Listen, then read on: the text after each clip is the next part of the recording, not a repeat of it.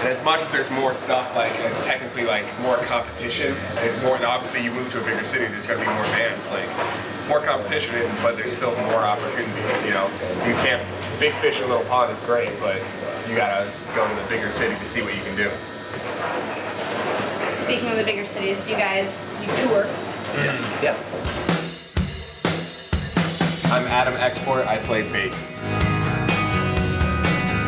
I'm Archie Powell, I play guitar and sing. Hey, I'm RJ Export, I play drums. Hi, I'm Ryan Export, I play keyboard. How'd you guys meet? And then how'd you decide to form bands? I met Ryan in high school. I've known him for like 10 years. I met Adam in college, known him for about 5, and I met RJ on Craigslist. Yeah. I've always been in bands, and you know, whenever my previous project dissolved, I just started a new one. That's just what I've been doing forever. So I really enjoy touring. It is smelly and sweaty and dehydrated and broke and a lot of fun. Yeah, I was liking it because we've got this giant van, which we call Rickmore Vanas.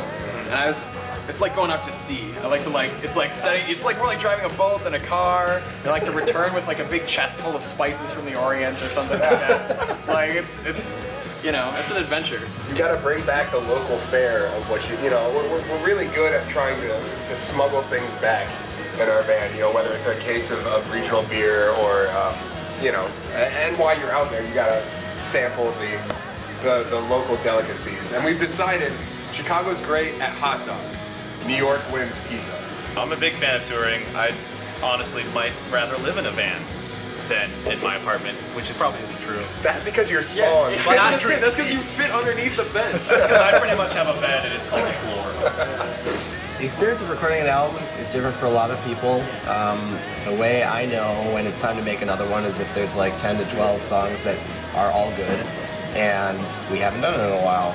And you know, it's a long process, and you know, you put a lot of time and effort into it because you care about it, and it's a lot of work, but the days fly by.